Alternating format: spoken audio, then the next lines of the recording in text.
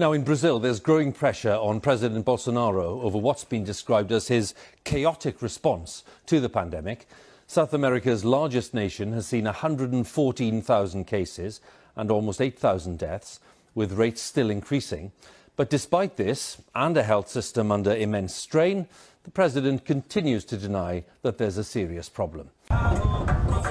Lives are precarious in Brazil's poor and violent favelas. But COVID-19 is a new kind of killer, weaving its way into these narrow streets. Social distancing isn't an option here, and authorities aren't around to enforce any rules. They're angry with how their president is dealing with this crisis. Bolsonaro is wrong. He tells people to go to work, then people die. And then he'll just say, another one died. Well, it's not my son. What he should say is, stay at home. Jair Bolsonaro isn't dubbed the tropical Trump for nothing. Just like his American idol, he's been railing against lockdown. As the crisis here escalates, so too does denial. Yesterday, Mr. Bolsonaro said the worst was over. Then came a record jump in the number of deaths. With families in the Amazon burying their dead in mass graves and public health systems on the verge of collapse nationwide, many who voted for him feel they were fed a lie. If Christ the Redeemer can't persuade devout Jair Bolsonaro to finally don a mask, nobody can. Katie Watson, BBC News in Sao Paulo. They're digging mass graves in Manaus, the city with the unhappy distinction of being the worst affected in Brazil, the new coronavirus hotspot. But instead of supporting those burying the dead, Brazil's president is burying his head in the sand, the leader of the Ostrich Alliance. When told that Brazil now has more cases than China, he shrugs and makes a joke about his second name, Messias, meaning the Messiah. E daí? Lamento, quer que faça o quê? Eu sou Messias, mas não faço milagre. Além de ser genocida total. Quando ele fala que e daí, para mais de 5 mil mortes, ele mostra caráter psicopata, uma pessoa nada confiável. In Brazil, the coronavirus has carved its terrible marks upon the earth. They've buried hundreds upon hundreds here, and they're ready for thousands more. This is just one cemetery, where they're filling the graves as fast as they can dig them. Still, not fast enough.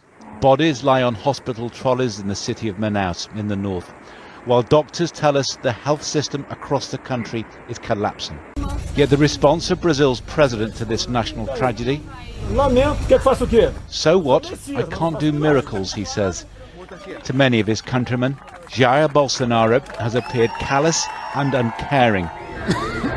COVID-19 might prove fatal to Bolsonaro's presidency, but for now Brazil has more urgent concerns: to bury its dead. John Ray, News at 10.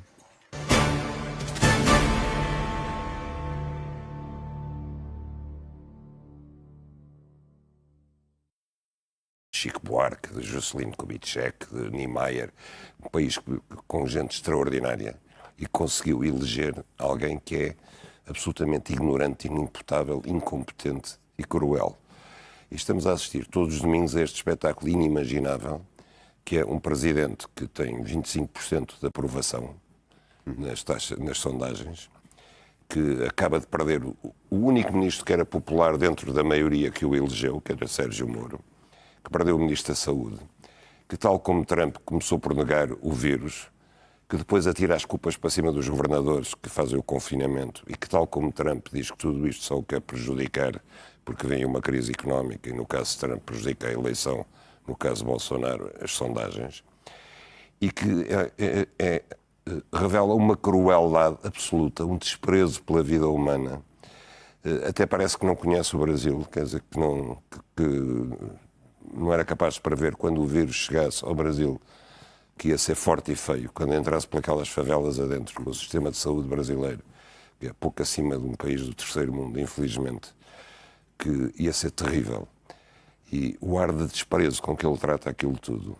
Tenho uma amiga minha brasileira que diz que ele é um genocida, e de facto é quase isso que estamos a falar, não é? uma pessoa completamente impreparada para aquilo. E eu, neste momento, aquilo em que eu penso é naquela classe média brasileira, culta, que não era ignorante, e que achou que queria votar contra o PT de Lula, e que achou que valia tudo, e que qualquer coisa servia, e que qualquer um servia, desde que apiasse o PT do poder.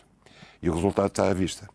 Quando cai o Covid no Brasil, um país altamente vulnerável a este vírus, o Brasil é dirigido pelo incompetente absoluto, pelo homem que não apenas é incompetente do ponto de vista político, como é incompetente do ponto de vista humano. E essa gente, esses que tinham obrigação, porque havia outras escolhas entre o PT e Bolsonaro, havia outras escolhas na lista eleitoral, essa gente é moralmente responsável pelo que está a acontecer no Brasil neste momento.